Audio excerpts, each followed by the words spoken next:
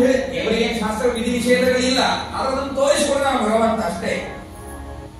ಕನ್ಯಾದಾನ ಮಾಡಿಲ್ಲ, ಕನ್ಯಾದಾನ ತಗೊಳ್ಳಿಕ್ಕಿಲ್ಲ, ಅಹಲ್ಯೆಯನ್ನು ಉದ್ಧಾರ ಮಾಡಿ ಗೌತಮರ ಜೊತೆಗೆ ಜೋಡಿಸಿದ, ಅಂದ್ರೆ ಗಂಡ ಹೆಂಡತಿನ ಕೂಡಿಸಿದ. ಗಂಡ ಹೆಂಡತಿನ ಕೂಡಿಸಿದ್ರೆ ಮದುವೆ ಮಾಡಿದ ಪುಣ್ಯನೇ ಅಲ್ಲ, ಆದ್ದರಿಂದಾಗಿ ನಾನು ಸೀತೆಯನ್ನು ಮದುವೆ ಮಾಡ್ಕೋತೇನೆ ಅಂತ ತೋರಿಸಿದ ಅಂತ ಸ್ವಾಮಿಗಳೇ ಹೇಳಿದ್ರು. ಅದು ಬಹಳ ದೊಡ್ಡ ಲೋಕ ಕಲ್ಯಾಣದ ಕೆಲಸ. ಬಹಳ ಡೈವೋರ್ಸ್ ಅಂತ ಕೇಳಿ ಕೇಳಿ ಮನಸ್ಸಿಗೆ ಬೇಜಾರಾಗ್ತದ. ಇಂತಹ ಪ್ರಾಮಾಣಿಕರು ಇದ್ದದ್ದು ಬಹಳ ಮನಸ್ಸಿಗೆ ಬುಧವನ್ನು ತಂದುಕೊಡುತ್ತದೆ. ಇನ್ನು ಮತ್ತೊಂದು ಏನು ಅಂದ್ರೆ ಹೇಳ್ಬೇಡ ಅಂತ ಹೇಳ್ಯಾರ, ಅದು ನನ್ನ ಕರ್ತವ್ಯ, ಅದ ನಾನು ಹೇಳಬೇಕಾಗ್ಯದ.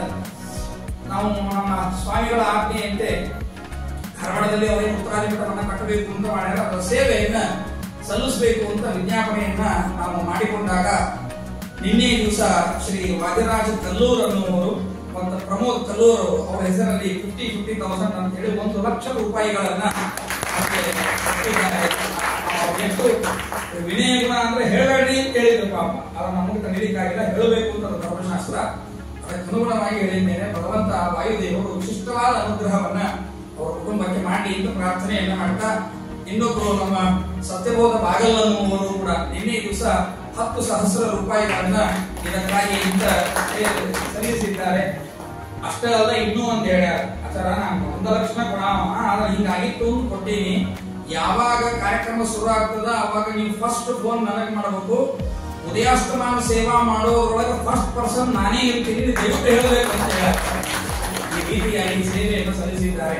ಭಜನಾ ಮಂಡಳಿ, ಇಲ್ಲಿ ಭಜನಾ ಮಂಡಳಿಯವರಿಗೆ ಅಗದಿ ಉತ್ಸಾಹ ಆದ್ರೆ ಅವರು ಇವತ್ತು ಕೊಡ್ಲಿಕ್ಕಿದ್ದಾರೆ, ಇನ್ನೂ ಅನೇಕ ಜನರು ಕೊಡ್ಲಿಕ್ಕಿದ್ದಾರೆ. ಅದು ಬಹಳ ಸಂತೋಷದ ಸಂಗತಿ. ಇವರಿಗೆಲ್ಲರಿಗೂ ಕೂಡ ಸ್ವಾಮಿಗಳ ದ್ವಾರ, ಸ್ವಾಮಿಗಳಿಗೆ ನಾನು ಪ್ರಾರ್ಥನೆ ಸಲ್ಲಿಸ್ತೀನಿ, ಎಲ್ಲ ಇವರು ಮಾಡ್ಯಾರ ಅಂತ ಹೇಳಿ. ಸ್ವಾಮಿಗಳು ದೇವರಲ್ಲಿ ಎಲ್ಲರಿಗೂ ಆಯುರ ಆರೋಗ್ಯ ಐಶ್ವರ್ಯಗಳನ್ನು ಕುಟುಂಬಕ್ಕೆ ಒಳ್ಳೆಯದಾಗಲಿ ಅಂತ ಸ್ವಾಮಿಗಳು ದೇವರಲ್ಲಿ ಪ್ರಾರ್ಥನೆಯನ್ನು ಮಾಡ್ತಾರೆ ಎಂಬುದಾಗಿ ಹೇಳ್ತಾ, ನೀವು ಕೊಟ್ಟದಕ್ಕೆ ನಾನು ನಿಮಗೆ ಕೃತಜ್ಞತೆಗಳನ್ನ ಈ ಸಂದರ್ಭದಲ್ಲಿ ಸಲ್ಲಿಸ್ತಾ ಭಾಗವತವನ್ನ ಪ್ರಾರಂಭ ಮಾಡೋಣ. ಬಾಲಲೀಲೆಗಳೇನಿವೆ, ಈ ಬಾಲಲೀಲೆಗಳ ಮಧ್ಯದಲ್ಲಿ ನಿನ್ನೆ ದಿವಸ ಪರಮಾತ್ಮ ಗೋಪಿಯರ ವಸ್ತ್ರಾಪಹಾರವನ್ನ ಮಾಡಿ ಗೋಪಿಯರಿಗೆ ವಸ್ತ್ರದ ಮಹತ್ವವನ್ನು ತಿಳಿಸಿಕೊಟ್ಟು, ಇಷ್ಟು ಯಾಕೆ ಅಸಭ್ಯವಾದ ವರ್ತನೆ ಅಂತ ಅನ್ನಿಸ್ತದೆ. ಇವತ್ತಿನ ಕಾಲಮಾನದಲ್ಲಿ ನೋಡಿದ್ರೆ ಸಾಮಾನ್ಯ ಮಾನವರಂತೆ ನೋಡಿದಾಗ ಇದೊಂದು ತರಹದ ಅಸಭ್ಯದ ವರ್ತನೆ. ಮಹಾಭಾರತದ ಒಂದು ಶಂತನು ಹುಟ್ಟಲಿಕ್ಕೆ ಕಾರಣ ಏನು ಅಂತ ಕೇಳಿದ್ರೆ ಗಾಬರಿ ಆಗ್ತದೆ. ಶಂತನು ಮಹಾರಾಜ ವರುಣ ಶಂತನು ಆಗಿ ಹುಟ್ಟಲಿಕ್ಕೆ ಕಾರಣ ಏನು ಅಂದ್ರೆ, ದೇವತೆಗಳ ಸಭೆಯಲ್ಲಿ, ಬ್ರಹ್ಮನ ಸಭೆಯಲ್ಲಿ ಒಂದು ಸಂಗೀತ ಸಭೆ ನಡೆದಿತ್ತು. ಎಲ್ಲಾರು ಮೈ ಮರೆತ ಹಾಡು ಕೇಳಿಕತ್ತಿದ್ರು. ಆ ಭಕ್ತನಿಗೆ ಏನಾಯ್ತು ಅಂದ್ರೆ ಒಂದು ಗಾಳಿ ಬೀಸಿ ಬಂತು. ಆ ಗಾಳಿಯ ರಭಸಕ್ಕ ಸ್ವತಃ ಅವನ ಹೆಂಡತಿ, ವರುಣನ ಹೆಂಡತಿ ಗಂಗಾದೇವಿ ಏನಿದ್ದಾಳೋ ಗಂಗಾದೇವಿಯ ಸೆರಗು ಜಾರ್ತು. ಸ್ವಾಭಾವಿಕ ಗಾಳಿ ಬಂದಾಗ ಸೆರಗು ಹಾರ್ತದ, ಹಂಗಾಕಿದು ಸೆರಗು ಹಾರ್ತು. ಹಾರಿರ್ತಕ್ಕಂತಹ ಸಂದರ್ಭದಲ್ಲಿ ಎಲ್ಲರೂ ತಲೆಮಾರಿ ಹಾಕಿಬಿಟ್ರು, ಒಟ್ಟು ತಲೆಮಾರಿ ಹಾಕಿದ್ರು. ಆದ್ರೆ ತನ್ನ ಹೆಂಡತಿ ಅಂತನ್ನುವ ಭಾವನೆಯಿಂದ ಎಷ್ಟು ಚಂದ ಕಾಣ್ತಾಳೆ ಅಂತ ನೋಡಿದ ವರುಣ. ತನ್ನ ಹೆಂಡತಿನೇ, ಬೇರೆ ಯಾರೂ ಅಲ್ಲ, ಸ್ತ್ರೀಯರನ್ನಲ್ಲ, ತನ್ನ ಹೆಂಡತಿಯನ್ನೇ ಆ ರೀತಿಯಾಗಿ ಸೆರಗು ಜಾರಿದಾಗ ತನ್ನ ಹೆಂಡತಿಯ ಮುಖವನ್ನ ನೋಡಿದ್ದನ್ನ ಬ್ರಹ್ಮದೇವರು ಗಮನಿಸಿದ್ರು. ಕೂಡಲೇ ಶಾಪ ಕೊಟ್ಟರು. ಸಭೆಯಲ್ಲಿ ನಿನ್ನ ಹೆಂಡತಿ ನಿಂತ ಹೆಂಡತಿ ಇರ್ಬೋದು, ಸಭೆಯಲ್ಲಿ ವರ್ತನೆ ಬೇರೆ ಇರ್ತದೆ. ಆದರೆ ಸಭೆಯಲ್ಲಿ ನೀನು ಅವಳನ್ನ ನೋಡಿದ್ದರಿಂದಾಗಿ ನೀನು ಮಾನವನಾಗಿ ಹುಟ್ಟು ಅಂತ ಹೇಳಿ ಅವನಿಗೆ ಬಂದ ಎರಡನೇ ಶಾಪ. ಅದಕ್ಕೆ ಶಂತನು ಮುಂದಾದ ಅಂದ್ರೆ ವಿಚಾರ ಮಾಡಬೇಕು. ನಿನ್ನ ಹೆಂಡತಿಯನ್ನೇ ನಾನು ಸಭೆಯಲ್ಲಿ ನೋಡಬೇಕಾದ್ರೆ ನನ್ನ ಕಣ್ಣಿನೊಳಗೆ ಪರಿಶುದ್ಧವಾದ ಭಾವನೆ ಇರಬೇಕು ಅಂತ. ಇದು ಮಹಾಭಾರತದಲ್ಲಿ ನಾವು ಕಥೆ ಕೇಳ್ತೀವಿ. ಅದು ಶ್ರೀಕೃಷ್ಣ ಪರಮಾತ್ಮ ನಿನ್ನೆ ದಿವಸ ಅಂದ್ರೆ ಯಾವ ರೀತಿಯಾದ ಸಭ್ಯವಾದ ವರ್ತನೆ ಅಂತ ಅನ್ನಿಸ್ತಿದ್ದು ನೋಡಿದರೆ ಏನಿದು ರಹಸ್ಯ ಅನ್ನೋದು ನಿನ್ನೆ ಹೇಳಿದ್ವಿ. ಪರಮಾತ್ಮ ಪ್ರತಿಯೊಂದು ಈ ಬಟ್ಟೆಗಳ ಪ್ರತಿಯೊಂದು ಕಣಗಳಲ್ಲಿಯೂ ಭಗವಂತ ವ್ಯಾಪಿಸಿದ್ದಾನೆ. ಅವನು ಮುಂದೆ ಮುಚ್ಚಿಡುವುದು ಅಮಾನೀಮಾನದೋ ಮಾನ್ಯೋ ಲೋಕಸ್ವಾಮಿ ಲೋಕಧೃಗ. ಇಷ್ಟು ಸಹಸ್ರನಾಮ ಹೇಳ್ತಿದ್ದಿಲ್ಲ. ನಮಗೆ ಮಾನ ಉಳಿಸುವವನೇ ಭಗವಂತ. ಅದು ವಸ್ತ್ರದಿಂದಲೋ ಅಥವಾ ಚರ್ಮದಿಂದಲೋ ಯಾವುದನ್ನ ಕೊಟ್ಟಾದರೂ ಭಗವಂತ ನಮ್ಮ ಮಾನ ಉಳಿಸುವವನೇ ಭಗವಂತ. ಆದ್ದರಿಂದಾಗಿ ಭಗವಂತನಿಗೆ ಈ ನಿಯಮ ಇಲ್ಲ. ಒಂದು. ಎರಡನೇದ್ದು ಅವ ತಿಳಿಸಬೇಕಾಗಿದೆ, ನನ್ನನ್ನು ನೀವು ಒರೆಸರಿ ಅಂತ ಅವ್ರು ಇವನನ್ನ ಒರೆಸ್ಬೇಕು ಅಂತ ಮಾಡಿಕತ್ತಿದ್ರಲ್ಲ ವ್ರತವನ್ನ, ಅದಕ್ಕಾಗಿ ನೀವು ನನ್ನನ್ನು ಒರೆಸ್ಬೇಕಾದ್ರೆ ನೀವು ಯಾವ ರೀತಿಯಾದ ವಿಧಿವಿಧಾನವನ್ನ ಪಾಲನೆ ಮಾಡಬೇಕು ಅನ್ನೋದನ್ನು ತಿಳಿಸಬೇಕಾಗಿದೆ. ಒಬ್ಬರು ತಿಳಿಸದೆ ಹೋದ್ರೆ ಏನಾಗ್ತದೆ? ಗೊತ್ತೇ ಆಗುವುದಿಲ್ಲ. ಒಬ್ಬರು ತಿಳಿಸದೇ ಹೋದರೆ ಅರ್ಥೇ ಆಗುವುದಿಲ್ಲ. ಅದಕ್ಕಾಗಿ ತಿಳಿಸಬೇಕಾಗಿತ್ತು ಅನ್ನೋ ಕಾರಣದಿಂದಲೂ ಭಗವಂತ ಆ ರೀತಿಯಾಗಿ ನಡೆದುಕೊಂಡಿದ್ದಾನೆ. ಮೂರನೆಯದಾಗಿ ಗೋಪಿಕಾ ಸ್ತ್ರೀಯರಿಗೆ ಎಷ್ಟೂ ಮನಸ್ಸಿಗೆ ಖೇದ ಅನ್ನಿಸ್ಲಿಲ್ಲ. ಇದು ಮ್ಯಾಲ ಬರ್ರಿ, ದಂಡಿಗೆ ಬರ್ರಿ, ದಂಡಿಗೆ ಬಂದೇ ನಮಸ್ಕಾರ ಮಾಡ್ರಿ ಅಂತ ಹೇಳಿದ. ದಂಡಿಗೆ ಬರಿಸೇ ನಮಸ್ಕಾರವನ್ನು ಮಾಡಿಸಿಕೊಂಡ. ಪಾಪ ಬರ್ಬೇಕಾದ್ರೆ ಸಂಕೋಚದಿಂದ ಬಂದ್ರು. ಮನಸ್ಸಿನೊಳಗೆ ಏನೂ ಅವರಿಗೆ ವ್ಯಥೆಯಾಗಿರಲಿಲ್ಲ ಅಂತ ಹೇಳ್ತಾರೆ ಭಾಗವತ. ಒಳಗ ಆನಂದನೇ ಆಗ್ಲಿಕ್ಕತ್ತಿತ್ತು. ಏನ್ ಆನಂದ ಆಗ್ಲಿಕ್ಕತ್ತಿತ್ತು ಒಳಗವರಿಗೆ ಅಂದ್ರೆ, ನನ್ನ ಪ್ರಿಯಕರ, ನನ್ನ ಒಡೆಯ, ನನ್ನ ಸ್ವಾಮಿ, ನನ್ನ ಈಶ ನನ್ನನ್ನು ಸಂಪೂರ್ಣವಾಗಿ ಒಪ್ಪಿಸಿಕೊಳ್ತಾ ಇದ್ದಾನೆ ಎನ್ನುವಂತಹ ಭಾವನೆ ಆ ಗೋಪಿಕಾ ಸ್ತ್ರೀಯರಲ್ಲಿ ಮೂಡಿತ್ತು. ಆದ್ದರಿಂದಾಗಿಯೂ ಏನು ಪಾಪ ಇಲ್ಲ. ಪರಮಾತ್ಮನಿಗೆ ಪಾಪ ಲೇಪವೇ ಇಲ್ಲ, ವಿಷಯ ಬೇರೆ. ಸರ್ವ ಕರ್ಮಗಳನ್ನು ಅವರಿಗೆ ಸಮರ್ಪಣೆ ಮಾಡಬೇಕು 2, ವಸ್ತ್ರಗಳಲ್ಲಿ ಭಗವಂತ 3, ಹಾಗೆ ವಿವಸ್ತ್ರರಾಗಿ ಇರಬಾರದು ಅಂತ ನಿಯಮವನ್ನು ಕಲಿಸಬೇಕಾಗಿದೆ 4. ಇಷ್ಟೆಲ್ಲಾ ಕಾರಣಗಳಿಂದ ಭಗವಂತ ಈ ವ್ಯವಹಾರವನ್ನು ಮಾಡಿದ ಅಂತ ಹೇಳಿ ನಾವು ಇವತ್ತು ಈ ರೀತಿಯಾಗಿ ಅಸಭ್ಯ ವರ್ತನೆಯನ್ನು ಮಾಡೋದಲ್ಲ. ಕೃಷ್ಣನ ದೃಷ್ಟಿಯಲ್ಲಿ ಅದು ಅಸಭ್ಯ ವರ್ತನೆ ಅಲ್ಲ. ಕೃಷ್ಣನ ವ್ಯವಹಾರದಲ್ಲಿ ಅದು ಅಸಭ್ಯ ವರ್ತನೆ ಅಲ್ಲ. ಕೃಷ್ಣನನ್ನ ಬಿಟ್ಟರೆ ಮಿಕ್ಕಿ ಯಾರೇ ಈ ಕರ್ಮಗಳನ್ನು ಮಾಡಿದರೂ ಕೂಡ ಅದು ಅಸಭ್ಯ ವರ್ತನೆ ಆಗ್ತದೆ ಅನ್ನುವಂತಹ ಒಂದು ನೀತಿಯನ್ನು ತಿಳಿಸಲಿಕ್ಕಾಗಿ ಭಾಗವತದಲ್ಲಿ ಈ ರೀತಿಯಾಗಿ ತಿಳಿಸಿಕೊಟ್ಟದ್ದು. ಶ್ರೀಕೃಷ್ಣ ಪರಮಾತ್ಮ ಗೋವರ್ಧನ ಪರ್ವತವನ್ನು ಎತ್ತಿ ಇಂದ್ರನಿಗೆ ತಾತ್ಕಾಲಿಕವಾಗಿ ಬಂದಿರತಕ್ಕಂತಹ ಅಹಂಕಾರವನ್ನ ಕತ್ತರಿಸಿದ ಭಗವಂತ, ಅದಕ್ಕೆ ಗೋವರ್ಧನ ಪರ್ವತವನ್ನ ಎತ್ತಿ ಹಿಡಿದಿದ್ದ ಭಗವಂತ. ಅನಂತರದಲ್ಲಿ ಶ್ರೀಕೃಷ್ಣ ಪರಮಾತ್ಮ ಮತ್ತೆ ವೃಂದಾವನದಲ್ಲಿ ಗೋಪಿಕೆಯರೊಡನೆ ಗೋಪಾಲಕರೊಡನೆ ಹಸುಗಳನ್ನು ಮೇಯಿಸೋದು, ಇದೇ ವ್ಯವಹಾರವನ್ನು ಮುಂದುವರಿಸಿದ. ಒಂದು ಕಡೆಗೆ ಬಂದಾಗ ಏನಾಗಿತ್ತು ಅಂದ್ರೆ ಹಸಿವು ಬಹಳ ಆತಂತೆ. ಎಲ್ಲಾರಿಗೂ ಹಸಿವು ಬಹಳ ಆತ. ಹಸಿವು ಬಹಳ ಆಗಿ ಶ್ರೀಕೃಷ್ಣ ಪರಮಾತ್ಮನಿಗೆ ಅಂತಾರ, ಅವ್ನ ಊಟ ಹೆಂಗಿತ್ತಂತ ಅಂತ ಆ ಚಂದ ಆನಂದ ಅನಿಸ್ತದ ನೋಡಿದರೆ. ಎಲ್ಲಾರು ಒಬ್ಬೊಬ್ಬರನ್ನ ತಗೊಂಡ್ಬರ್ಬೇಕಂತ. ನಮ್ಮಲ್ಲಿ ಭಜನಾ ಮಂಡಳಿ ಒಳಗೆ ನೋಡ್ತೀವಿ ಇದನ್ನು. ಉಪನ್ಯಾಸ ಹೇಳೋರು ನಾವು, ಕಾರ್ಯನಿರ್ವಹಿಸ್ತರೋ ನಮ್ಮ ಭಜನಾ ಮಂಡಳಿ. ನಮ್ಮಲ್ಲಿ ಅದರ ನಡೆಗೆ ನಾವು ಮನುಷ್ಯರು ಯಾರು ಮಾಡೋದಿಲ್ಲ. ಹತ್ತೊತ್ತರ ಮಂಡಳಿ ಮಾಡಿರ್ತೀವಿ, ಮತ್ತೆ ಹೆಣ್ಮಕ್ಳು ಮಾಡಿದ್ರೆ ಕೋಸಂಬರಿ ಪಕ್ಕ ಕುಡಿದು ಹೋಗ್ತೀವಿ ಅಷ್ಟೇ. ಆದ್ರೆ ಅವ್ರದ್ದು ಹೆಂಗಿತ್ತು ಅಂದ್ರೆ, ಗೋಪಾಲಕರು ಹೆಂಗಿದ್ರು ಅಂದ್ರೆ ಮನೆಯೊಳಗ ಒಬ್ಬೊಬ್ಬರನ್ನ ತೊಗೊಂಡು ಬರ್ತಿದ್ರು. ಒಬ್ರು ಭಕ್ರಿ, ಒಬ್ರು ಪಲ್ಯ, ಒಬ್ರು ಕೋಸಂಬರಿ, ಒಬ್ರು ಬುತ್ತಿ, ಒಬ್ರು ಚಿತ್ರಾನ್ನ, ಹಿಂಗ ತಗೊಂಡ್ಬರ್ಬೇಕಂತ ಗೋಪಾಲಕರು. ತಗೊಂಡು ಬರೋಣ ಅಪ್ಪ ಅಮ್ಮ ಎಲ್ಲಾರ್ಗು ಸಾಲೋ ಹಂಗ. ಹಿಂಗ ನೀವ್ ಮಾಡ್ತೀರಿ. ಅದ್ರೊಳಗೆ ತತ್ರಾಕ್ಷ ಸಂಕ್ರಮಣದೊಳಗಿಂತ ಬಹಳ ಇರ್ತಾವ.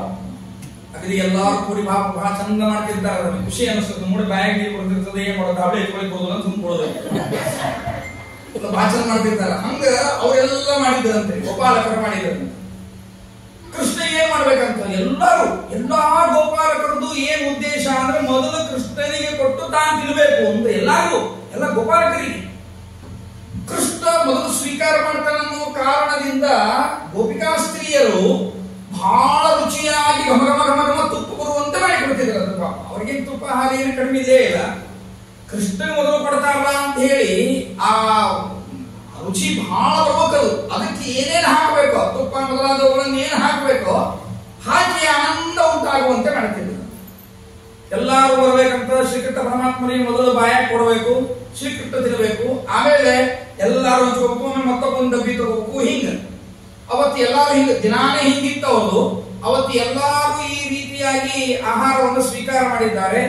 ಅವನ ಸಣ್ಣವರಿದ್ದಾಗ ಶಾಲೆ ಒಳಗೆ ಅಂತಿದ್ರು ಅದನ್ನ ಹಂಚಿ ಪಲ್ಯ ಅಂತಿದ್ರು. ಅದನ್ನ ನಿಮ್ಮಲ್ಲಿ ಏನಂತಿದ್ರೋ ಗೊತ್ತಿಲ್ಲ, ನಮ್ಮ ಕಡೆ ಧಾರವಾಡದಾಗ ಇದು ಹಂಚಿ ಪಲ್ಯ ಅಂತಿದ್ರು.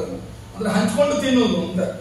ಆಮೇಲೆ ಮುಂದೆ ಇವೆಲ್ಲ ಬಿಟ್ಬಿಡ್ತಾವ. ಹಂಚಿ ಪಲ್ಯ ಅನ್ನೋದು ಹೋಗ್ತಾವ. ಮುಂಜು ಆದ್ಮೇಲೆ ಎಲ್ಲಿ ಹಂಚಿ ಪಲ್ಯ ತಂದು ಹೋಮ ಮಾಡಿಸಿರ್ತಾರ, ಪ್ರಾಯಶ್ಚಿತ್ ಕೊಡ್ತಿರ್ತಾರ, ಸಿಕ್ಕ ತಿಂದಿ ಪಕ್ಕ ತಿಂದಿ ಅಂತ ಹೇಳಿ. ಆಮೇಲೆ ಮುಂಜು ಆದ್ರೆ ಒಂದು ಓದೋತಾರ, ಯಾವ ಏನ್ ತಿನ್ನೋಗಿಲ್ಲ, ಉಣ್ಣೋ ಆಗಿಲ್ಲ, ಮನೆಯ ಮಾಡಿದ್ರು ಮಡಿಯಿಂದ ತಿನ್ಬೇಕ, ಹಂಗಿರ್ತದೆ. ಪಾಪ ಅವ್ನು ಇನ್ನೂ ಮುಂಚೆ ಆಗಿಲ್ಲ. ಮತ್ತೆ ಕೃಷ್ಣಂದು ಅದೇನು ತಿಂತಾರೆ ಏನ್ ಬೇಡ್ರಿ, ಕೃಷ್ಣನ್ ಮುಂಜು ಆಗಿಲ್ಲ, ಇನ್ಮ್ಯಾಲ ಮುಂಜು ಆಗ್ಬೇಕು ಅವಂಗ. ಹೀಗಾಗಿ ನಡೀತು ಒಂದು. ಕೃಷ್ಣನೇ ಕೃಷ್ಣ, ದೇವರೇ ದೇವರ. ಆದ್ದರಿಂದ ಏನು ವಿಧಿ ನಿಷೇಧ ಇಲ್ಲೇ ಇಲ್ಲ ಅಂತ ಅನ್ನೋದನ್ನಂತೂ ಮನಸ್ಸಿನೊಳಗೆ ಇಟ್ಕೊಂಡಿರೋದೆ. ಅದನ್ನ ಎಲ್ಲೂ ಇಟ್ಕೊಂಡಾಗಿಲ್ಲ, ಫಿಕ್ಸ್ ಇಟ್ಕೊಂಡಿರೋದು. ಅವ್ನು ವಿಧಿ ನಿಷೇಧ ಇಲ್ಲ, ಅವ ಮಾಡಿದ ನಾವು ಹಂಚಿ ಪಲ್ಯ ಮಾಡಬಾರದಂಗ ಅಂತ ಅನ್ನೋದಕ್ಕೆ ಅದಕ್ಕಾಗಿ ಹೇಳಿರ್ತಾರೆ. ಅದು ವಿಧಿ ನಿಷೇಧಗಳವ, ಅವನಿಗೆ ವಿಧಿ ನಿಷೇಧಗಳಿಲ್ಲ ಪರಮಾತ್ಮನಿಗೆ. ಹಂಗ ಅವತ್ತು ಎಲ್ಲಾರು ತಿಂದಾರ. ತಿಂದ ಮ್ಯಾಲ ಮತ್ತೊಂದು ದನಗಳನ್ನೆಲ್ಲ ಬಿಟ್ಟಾರ, ಆಟ ಆಡಿಸಿಕತ್ತಾರ. ಅಟ್ಟನ ಒಂದು ಅರ್ಧ ಗಂಟೆ ಮುಕ್ಕಾಲು ಗಂಟೆ ಆಗಿಲ್ಲ, ಬಹಳ ಹಸಿವೆ ಆಗ್ಲಿಕ್ಕತ್ತಂತೆ. ಎಲ್ಲಾರು ಬಂದ ಕೃಷ್ಣನ ಕಡೆ ಅಂದ್ರು, ಕೃಷ್ಣ ಯಾಕೋ ಬಹಳ ಹಸಿವೆ ಆಗಿರ್ತದೋ ಅಂದ್ರು. ಹಿಂಗ ಈಗಿನ ಊಟ ಮಾಡಿವಲ್ಲೋ ಅಂದ ಕೃಷ್ಣ. ಇಲ್ಲಿ ಕೃಷ್ಣ ಹಸಿವೆ ಆಗಿರ್ತದ. ಇವ್ರು ಹಸಿವೆ ಆಗಿರ್ತದ ಕೃಷ್ಣ ಅಂದ, ನನಗೂ ಹಸಿವೆ ಆಗಿರ್ತದೋ ಅಂದ ಕೃಷ್ಣ. ಯಾಕೆ ಕೃಷ್ಣ ಇವತ್ತು ಎಲ್ಲಾರ್ಗ ಯಾಕೆ ಹಸಿವೆ ಆಗಿರ್ತದ? ಯಾಕೆ ಹಸಿವೆ ಆಗಿರ್ತದೆ ಇಪ್ಪ ತಡ್ಕೊಳಿಕ್ಕಾಗೋದು ನನಗೂ, ನೋಡೋಣ ತಡಿ ಇಲ್ಲೆಲ್ಲರ ಆಹಾರ ಸಿಗ್ತದೇನೋ ಅಂತ ಹಿಂಗ ಕಣ್ಣು ಹಾಕಿ ನೋಡಿದಂತ ಜೋರು ಹೊಗಿ ಮಂತ್ರ ಕೇಳಿಗತ್ತು. ನೋಡಿದ, ಓ ಇಲ್ಲಿ ಬ್ರಾಹ್ಮಣರಿದ್ದಾರ, ಎಲ್ಲ ಋಷಿಮುನಿಗಳು ಜ್ಞಾನಿಗಳು ಎಲ್ಲಾರು ಸೇರಿ ಯಜ್ಞವನ್ನ ಮಾಡಿಕತ್ತಿದ್ರು. ಅಲ್ಲೇ ಹೊಗಿ ಜೋರು ನಡೆದ, ಮಂತ್ರನು ಚಂದ ಕೇಳಿಕತ್ತದ. ಅದನ್ನ ನೋಡಿ ಎಲ್ಲಾರು ಏನಂತಾರಂತ, ಕೃಷ್ಣ ಅಲ್ಲಿ ಹೊಗಿ ಬರ್ಲಿರ್ತದ ನೋಡು ಅಂತ ಕೃಷ್ಣ ಅಂದ. ಅಲ್ಲಿ ಯಜ್ಞ ನಡೆದ, ಹೋಗಿ ಹೇಳ್ರಿ ಕೃಷ್ಣನಿಗೆ ಹಸಿವೆ ಆಗಿದೆ, ಆಹಾರ ಕೊಡು ಅಂತ ಕೇಳಿದ್ದಾನೆ ಕೃಷ್ಣ ಅಂತ ಹೇಳ್ರಿ ಅಂತ ಪಾಪ ಗೋಪಾಲಕರನ್ನ ಕಳಿಸಿದ ಕೃಷ್ಣ. ಹೋದ್ರಿ, ಎಲ್ಲಾರು ಹೋದ್ರು. ಪಾಪ ಇವ್ರ ಅಗ್ನಿ ಏನು ಚಂದ ಮಂತ್ರವನ್ನ ಹೇಳಿ ಸ್ವಹಾಕಾರ ಹಾಕ್ಲಿಕ್ಕಂತಾರ, ದೇವರನ್ನ ಅನುಸಂಧಾನ ಮಾಡ್ಕೊಂಡು ಹಾಕ್ಲಿಕ್ಕಂತಾರ. ಒಬ್ರಿಗಿಂತ ಒಬ್ರು ನಾಲ್ಕು ನೀರು ಅನ್ನಂಗ ದೊಡ್ಡ ದೊಡ್ಡ ಪಂಡಿತರು ಎಲ್ಲಾರು. ಏನು 6 ಶಾಸ್ತ್ರ ಪಂಡಿತರು, 10 ಶಾಸ್ತ್ರ ಪಂಡಿತರು, ಏನ್ ಸಮಗ್ರ ಸುಧಾ ಬಾಯಾಗ ಭಯಪಟ್ಟು ಕೊಟ್ಟವರು ಎಲ್ಲಾರು ಇದ್ರು ಅದ್ರೊಳಗೆ. ಅಂತೂ ದೊಡ್ಡ ದೊಡ್ಡ ದೊಡ್ಡ ದೊಡ್ಡ ದೊಡ್ಡ ವ್ಯಕ್ತಿಗಳು ಕುತ್ಕೊಂಡಾರ. ಇವ್ರು ಬಂದ್ರು, ಪಾಪ ಬಂದು ಕೃಷ್ಣನಿಗೆ ಹಸಿವೆ ಆಗಿದೆ, ಆದ್ದರಿಂದಾಗಿ ಸ್ವಲ್ಪ ಆಹಾರ ಕೊಡ್ಬೇಕಂತ ಅಂತ ಕೇಳಿದ್ರು. ಸಿಟ್ಟ ಬಿಡ್ತಾ ಬ್ರಾಹ್ಮಣರಿಗೆ. ಸಿಟ್ಟ ನೋಡಿದ್ರಿ ಹಿಂಗ, ಇನ್ನೂ ನೈವೇದ್ಯ ಆಗಿಲ್ಲ, ಹೋಮ ಪೂರ್ತಿ ಆಗಿಲ್ಲ, ನೈವೇದ್ಯ ಆಗಿಲ್ಲ, ವೈಷ್ಣವ ಆಗಿಲ್ಲ, ಹಸ್ತೋದಕ ಆಗಿಲ್ಲ, ನಿಮ್ಗೇನು ಕೊಡ್ತಾರ ನೋಡ್ರಿ, ಜಪಿಸ್ಬಿಟ್ರು ಹೋಗ್ಬಿಟ್ರಿ ಸರಿ ಸರಿ ಆ ಕಡೆ. ಕೃಷ್ಣ ಹಸಿವೆ ಏನ್ ಕೃಷ್ಣ ದನ ಕಾಯವ ಅವನಿಗೆ ಹಸಿವೆ ನೋಡ್ರಿ ಹೋಗ್ರಿ.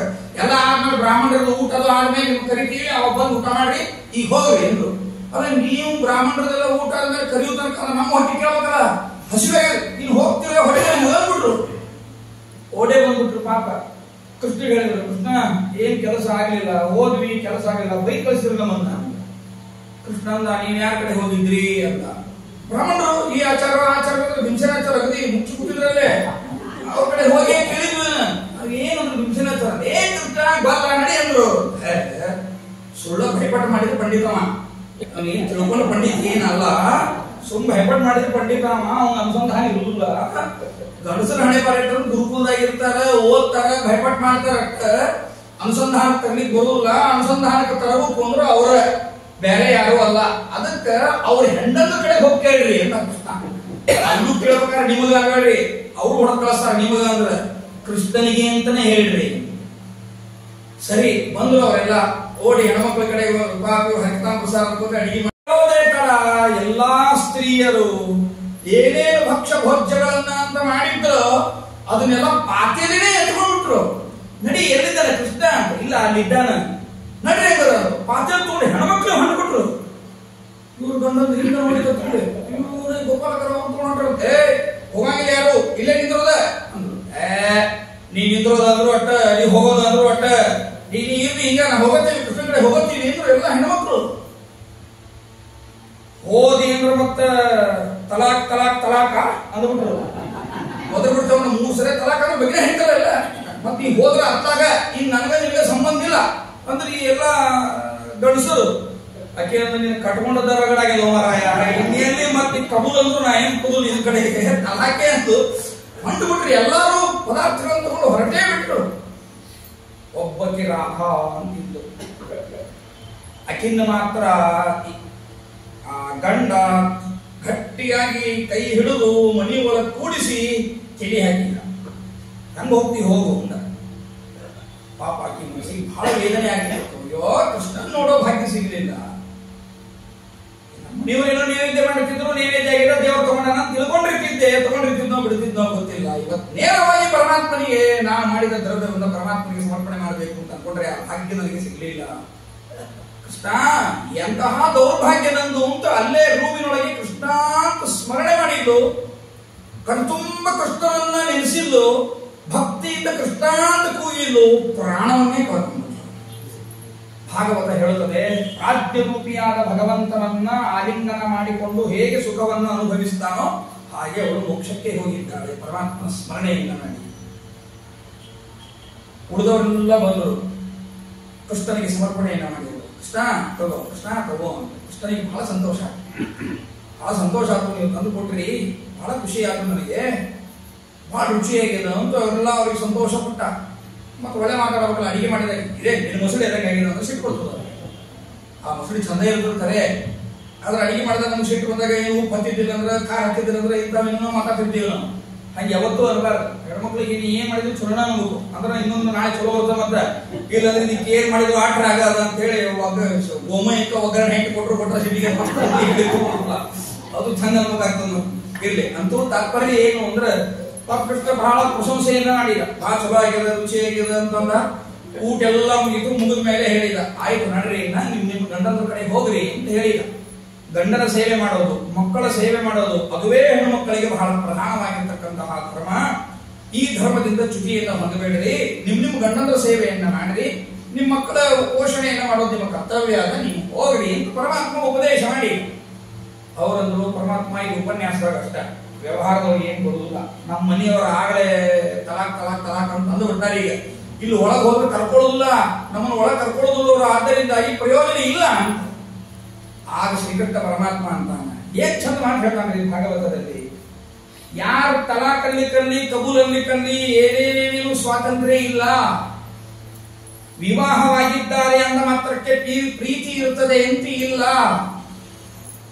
ಪ್ರಿಯಕೃತ್ ಪ್ರೀತಿ ವರ್ಧನ ವಿಷ್ಣು ಸಹಸ್ರನಾಮ ನೋಡಿ. ವಿಷ್ಣು ಸಹಸ್ರನಾಮದ ಒಂದೊಂದು ನಾಮಗಳಲ್ಲಿ ಭಾಗವತದ ಒಂದು ಪ್ರಸಂಗಗಳು ಹೆಂಗ ಕಾಣ್ತಾವ ಅಂತ. ಪ್ರೀತಿ ಹುಟ್ಟಬೇಕು. ನಾನಿವತ್ತು ಮದುವೆ ಆಗಿದ್ದೇನೆ ಅಂದ್ರೆ ಅವಳಲ್ಲಿ ಪ್ರೀತಿ ಹುಟ್ಟಬೇಕಾದ್ರೆ ಭಗವಂತನ ದಯೆ ಇದ್ದರೆ ಪ್ರೀತಿ ಹುಟ್ಟುತ್ತದೆ. ಭಗವಂತನ ದಯೆ ಇರಲಿಲ್ಲ ಅಂದ್ರೆ ಪ್ರೀತಿ ಹುಟ್ಟುವುದಿಲ್ಲ. ಆ ರೋಸ್ ಕೊಟ್ಟರೆ ಪ್ರೀತಿ ಹುಟ್ಟುತ್ತದೆ, ನೆಕ್ಲೆಸ್ ಕೊಟ್ಟರೆ ಪ್ರೀತಿ ಹುಟ್ಟುತ್ತದೆ ಅಂತ ಏನಿಲ್ಲ. ರಾಘವೇಂದ್ರ ಗುರುಸಾರ್ವಭೌಮರ ಚರಿತ್ರೆಯಲ್ಲಿ ಕೇಳ್ತೇವ ಇಲ್ಲ. ರಾಘವೇಂದ್ರ ಗುರುಸಾರ್ವಭೌಮರು ತನ್ನ ಹೆಂಡತಿಗೆ ಪೂರ್ವಾಶ್ರಮದಲ್ಲಿ ವಿದ್ವಾನ್ ವೆಂಕಟನಾಥಾಚಾರ್ಯರು ತನ್ನ ಹೆಂಡತಿಗೆ ಒಂದು ಸೀರೆನೂ ಕೊಡಿಸಿಲ್ಲ. ಪಾಟ್ಲಿ ಬಿಲ್ವಾರ ನೆಕ್ಲೆಸ್ ಅಲ್ಲ, ಒಂದು ಸೀರೆನೇ ಕೊಡಿಸಿಲ್ಲ. ಆ ಸರಸ್ವತಿ ಮಹಾತಾಯಿ ಕಡೆ ಇದ್ದದ್ದು ಒಂದೇ ಒಂದು ಸೀರೆ, ಅದು ದಪ್ಪನ ಸೀರೆ, ಗುಡಾರಿದ್ದಂಗೆ. ಇವತ್ತಿನ ಲೆಕ್ಕದಲ್ಲಿ ಹೇಳಬೇಕು, ಗುಡಾರಿದ್ದಂಗ ಸೀರೆ. ಆ ದಪ್ಪನ ಸೀರೆಯನ್ನೇ ಅರ್ಧ ಉಟ್ಕೊಂಡು ಅರ್ಧ ಕೈಸಿ ಅರ್ಧ ಹಿಂಗ ಒಣಾಕಿ ಅದು ಒಣಗಿದ ಅದನ್ನು ಉಟ್ಕೊಂಡು ಇನ್ನು ಅರ್ಧ ಒಣಗಿಸಬೇಕು. ಅಂತಹ ಬಡತನದ ಪರಿಸ್ಥಿತಿ. ಆದರೆ ಗಂಡನ ಮೇಲೆ ಎಷ್ಟು ಪ್ರೀತಿ ಗೊತ್ತೇನೋ. ಸುಧೀಂದ್ರ ತೀರ್ಥರು ಹೇಳಿದರು, ಇಲ್ಲ ನಿಮ್ಗೆ ಆಶ್ರಮ ಕೊಡೋದು ಅಂತ ಹೇಳಿದರು ವಿದ್ವಾನ್ ವೀಣಾ ವೆಂಕಟನಾಥಾಚಾರ್ಯರಿಗೆ. ಇವರು ಇಲ್ಲ ಅಂದ್ರು, ಒಲ್ಲೆ ಅಂದ್ರು. ನನಗೆ ಇನ್ನೂ ವೈರಾಗ್ಯ ಬಂದಿಲ್ಲ, ನಾನು ಒಲ್ಲೆ ಅಂತ ಹೇಳಿ ಅವರ ಮಾತನ್ನ ಪರಿಗಣಿಸದೇ ಇಲ್ಲ, ಆಗುದಿಲ್ಲ ಅಂತ ಹೇಳಿದ್ರು. ಪೀಠ ಬೇಡ ನನಗೆ ಅಂತ ಹೇಳ್ಬಿಟ್ರು ವಿದ್ವಾನ್ ವೀಣಾ ವೆಂಕಟನಾಥಾಚಾರ್ಯ. ಮನೆಗೆ ಬರಬೇಕಾದ್ರೆ ಯೋಚನೆಯಿಂದ ನನ್ನ ಹೆಂಡತಿಗೆ ನಾನು ಏನೇನೇನೇನೇನು ಕೊಡಿಸಿಲ್ಲ, ಆದರೆ ನನ್ನ ಮೇಲೆ ಅಪಾರವಾದ ಪ್ರೀತಿಯನ್ನ ಇಟ್ಟಾಳಕ್ಕೆ. ಅಪಾರವಾದ ಪ್ರೀತಿಯನ್ನ ಇಟ್ಟ ಅವಳಿಗೆ ನಾನು ಈ ರೀತಿಯಾಗಿ ಸನ್ಯಾಸಾಶ್ರಮವನ್ನು ಸ್ವೀಕಾರ ಮಾಡಿ ಮನಸ್ಸಿಗೆ ನೋವು ಕೊಡೋದು ಬೇಡ. ಇಲ್ಲಿವರೆಗೂ ಏನೂ ನನಗೆ ಕೇಳಿಲ್ಲ, ಹಂತಕಿಗೆ ನನ್ನ ಮನಸ್ಸಿಗೆ ನೋವು ಕೊಡೋದು ಬೇಡ, ಆಶ್ರಮ ಸ್ವೀಕಾರ ಮಾಡೋದು ಬೇಡ, ಈ ವಿಷಯನೂ ನನ್ನ ಹೆಂಡತಿಗೆ ಹೇಳೋದು ಬೇಡ ಅಂತ. ಈ ವಿಷಯ ಏನದ, ನನಗೆ ಆಶ್ರಮ ಕೊಡ್ತೀನಿ ಅಂತ ಕೇಳಿದ್ರು, ನಾವು ಅಲ್ಲೇ ಅಂದೆ ಅಂತ ಹೇಳೋದು ಬೇಡ, ಆಶ್ರಮ ಕೊಡ್ತಾರ ಅಂತ ಕೇಳಿದ್ರೆ ಎಲ್ಲಿ ಮಾಡ್ಕೊಟ್ಟಾಳಕಿ. ಆ ಸುದ್ದಿನ ಯಾಕೆ ಹೇಳಬೇಕೀಗೆ? ನೋಡ್ರಿ ಎಷ್ಟು ಪ್ರೀತಿ. ವೈರಾಗ್ಯ ಒಂದು ಕಡೆ ನೋಡಿಕತ್ತೀವಿ ರಾಯರದು, ವೀಣಾ ವೆಂಕಟನಾಥಾಚಾರ್ಯರದು. ಆದರೆ ತನ್ನ ಧರ್ಮ ಪತ್ನಿಯಲ್ಲಿ ಅವರು ತೋರಿಸ್ತಾ ಇರುವ ಅಂತಃಕರಣ ಪ್ರೀತಿನೂ ಎಷ್ಟು ದೊಡ್ಡದ ಅನ್ನೋದು ಯೋಚನೆ ಮಾಡಿ. ಸರಿ, ಆದ್ರೆ ಕರ್ಣೋಪಕರಣ ಹೆಂಡತಿಗೆ ತಿಳಿದಿತ್ತು ಸುದ್ದಿ. ನಮ್ಮ ಮನೆಯವರಿಗೆ ಆಶ್ರಮ ಕೊಡ್ತಾರಂತ ಸುದ್ದಿ ಕೇಳಿತ್ತು. ಅವತ್ತ ರಾತ್ರಿ ಸುಮ್ಮನೆ ಹಿಂಗೆ ಮಲ್ಕೊಂಡ ರಾಯರು, ಅಂಗಾಟ ಮಲ್ಕೊಂಡ ವೆಂಕಟನಾಥಾಚಾರ್ಯ.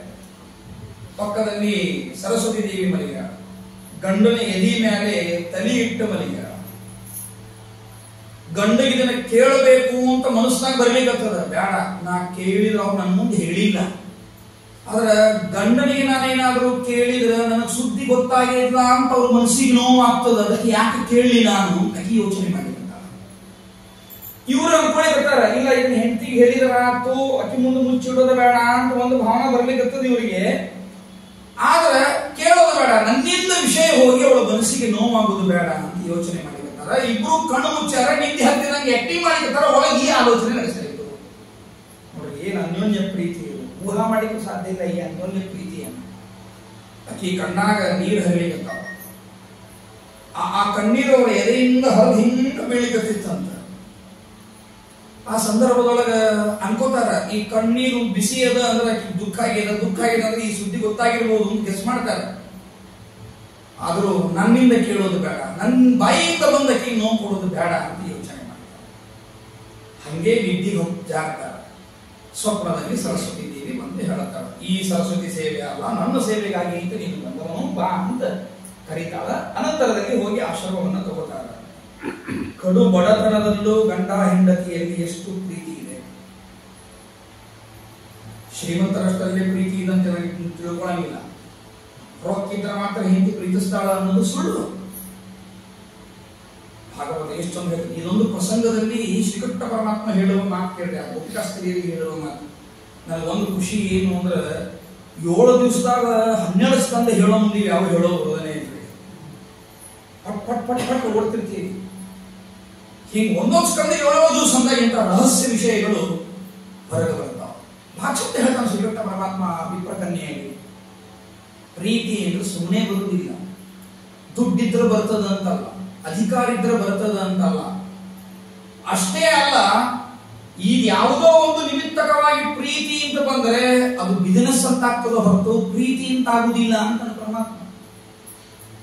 ಪ್ರೀತಿಗೆ ಯಾವುದು ಸಂಬಂಧನೇ ಇಲ್ಲ. ಅದು ದೇವರು ಒಳಗು ಪಟ್ಟಾಗ ಮಾತ್ರ ಪ್ರೀತಿ ಬರ್ತದೋ ವಿನಃ ನನ್ನಿಂದ ನಾನು ಹುಟ್ಟಿಸ್ಕೋತೇನೆ ಎಂದು ಪ್ರೀತಿ ಬರುವುದಿಲ್ಲ. ಇದು ಗಂಡ ಹೆಂಡತಿಯರಲ್ಲಿ ಅಷ್ಟೇ ಅಂತಲ್ಲ, ಮಕ್ಕಳಲ್ಲಿ ಇರಬಹುದು, ಸೋದರರಲ್ಲಿ ಇರಬಹುದು, ಸುತ್ತಮುತ್ತಲಿನ ಜನರಲ್ಲಿ ಇರಬಹುದು. ಯಾರಲ್ಲಿ ಏನು ಅಂತ ಹೇಳಿಕ್ಕಾಗುವುದಿಲ್ಲ. ಉದಾಹರಣೆಗೆ ಹೇಳಬೇಕು ಅಂದ್ರೆ, ನಾ ಕಣ್ಣೇ ನೋಡಿದ್ದನ್ನು ಹೇಳ್ತೇನೆ. ನಮ್ಮ ಧಾರವಾಡ ಪರಿಚಯ ಇದ್ದವರಿಗೆ ಅರ್ಥ ಆಗ್ತದೆ ನಾ ಹೇಳೋದು. ರೈಲ್ವೆ ಸ್ಟೇಷನ್ ಇಂದ ಹಿಡ್ಕೊಂಡು ಕಲ್ಯಾಣ ನಗರಕ್ಕೆ ಹಿಂಗೆ ಹೋಗ್ಬೇಕಾದ್ರೆ, ನಿಮ್ಮ ಸ್ಟೇಟ್ ಬ್ಯಾಂಕ್ ಆಫ್ ಇಂಡಿಯಾ ಅಲ್ಲಿ ಹೋಗ್ಬೇಕಾದ್ರೆ ಸ್ಟೇಷನ್ ರೋಡ್ ಇಂದ ಹಿಂಗೆ ಹೋಗ್ಬೇಕಾದ್ರೆ ಒಂದು ಟ್ರಯಾಂಗಲ್ ರೋಡ್ ಹೊಡಿತದ. ಒಂದ್ ಹಿಂಗ ಶ್ರೀನಗರ ಕಡೆಗೆ ಹೋಗ್ತದ, ಒಂದ್ ಹಿಂಗ ಸೀದಾ ಯೂನಿವರ್ಸಿಟಿಗೆ ಹೋಗ್ತದ. ಹೋಗ್ಬೇಕಾದ್ರೆ ಹಿಂಗೇನ್ ಟ್ರಯಾಂಗಲ್ ಅದ, ಅಲ್ಲಿ ಒಂದು ಹನುಮಂತರ ಗುಡಿ ಇಲ್ಲ, ಸಣ್ಣ ಹನುಮಂತರ ಗುಡಿ ಇಲ್ಲ. ಆ ಜಾಗ ಸತ್ಯ ಪ್ರಮೋದ್ ತೀರ್ಥ ಶ್ರೀಪಾದಂಗಳವರಿಗೆ ಅವರು ಕೊಟ್ಟಿದ್ರು ಮೊದಲು.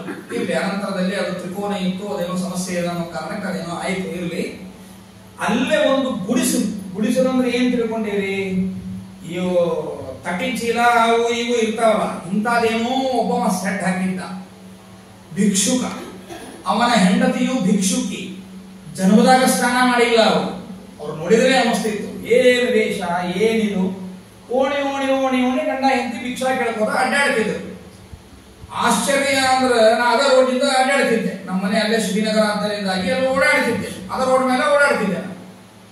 ಆಶ್ಚರ್ಯ ಏನು ಅಂದ್ರೆ ಆ ಇಬ್ರು ಭಿಕ್ಷಕ ಭಿಕ್ಷುಕಿಯರು ಈ ರೀತಿಯಾದ ಅವಸ್ಥೆಯಲ್ಲಿದ್ರೂ ಕೂಡ ಆಕಿ ತಲೆಯಾಗಿಂದ ಹೇನ್ ತೆಗೆಯುವುದು, ಆಕಿ ಕೈ ತುಳಿಸೋದು ಮಾಡ್ತಿದ್ದ. ಹಬ್ಬ ಅಂದ್ರೆ ದೇವ್ರು ಏನು ಪ್ರೀತಿ ಇಟ್ಟ ಸಾಕು. ಅವ್ನು ಹೆಂಗ್ ಕೇಳ್ತಾನೋ ಹೆಂಗ ತಿಂತಾನೋ. ಅಗದಿ ಚೊಲೋತ್ನೆಯಾಗಿ ಬಂಗಾರದ ತಟ್ಟಿ ಒಳಗೆ ಇಟ್ಕೊಂಡು ಟೇಬಲ್ ಮೇಲೆ ಕೂತ್ಕೊಂಡು ಬಿಸಿ ಬಿಸಿ ಬಿಸಿ ಬಿಸಿ ಏನ್ ಕೇಳ್ತಾರ ಅದನ್ನ ಮಾಡಿಸ್ಕೊಂಡು ತಿನ್ಬೇಕಾದ್ರೂ ಪ್ರೀತಿ ಇದ್ದಿದ್ದಿಲ್ಲ ಅಂದ್ರೆ ತಗೊಂಡೇ ಮಾಡ್ತೀವಿ. ಹೌದಲ್ಲ, ಪೀಡಾ ಕೇಳಿಕತ್ತಂದ್ರೆ ಬೋಂಡಾ ಹೋಗಲ್ಲ ಅಂದ್ರೆ ಏನ್ ತಿಂತ ಸರಿ ಆಗ್ತದ? ಇದು ಯಾವಾಗ್ಲೂ ಹಿಂಸಾ ಕೊಡದೆ ಕೇಳ್ತದೆ ಇದು ಅನ್ಕೋತ ಹೋಗಲ್ಲ ಅಂದ್ರೆ ಎಳೆಯಾಗ ಅದು ರುಚಿ ಆಗ್ತದೇನು? ಇಲ್ಲ. ಪ್ರೀತಿಯಿಂದ ಕೊಟ್ಟಾಗ ಏನಾಗ್ತದದು? ಎಸ್, ಆ ಪ್ರೀತಿಯ ಮಹತ್ವವನ್ನು ಹೇಳ್ತಾನೆ ಭಗವಂತ ವಿಪ್ರಪತ್ನಿಯರಿಗೆ. ಆದ್ದರಿಂದ ಅಮ್ಮ ಯೋಚನೆ ಮಾಡ್ಬೇಡ್ರಿ, ನೀವು ಹೋಗ್ರಿ. ಇಲ್ಲೋ ಒಳಗ್ ಕರ್ಕೊಳ್ಳೋದು ನಮ್ಮ ಗಂಡಂದ್ರ ಸ್ವಭಾವ ಗೊತ್ತದ ಅಂತಾರ. ಒಂದು ಹಠ ಅಂದ್ರೆ ಒಂದು ಹಠ, ಒಂದು ಮಾತು ಅಂದ್ರೆ ಒಂದು ಮಾತು ನಮ್ಮ ಮನೆಯವರು. ಈಗ ಹೊರಗೆ ಹೋದ್ರೆ ಹೋದಿ, ನನಗೂ ನಿಮಗೂ ಸಂಬಂಧ ಇಲ್ಲ ಅಂತ ಅವರು.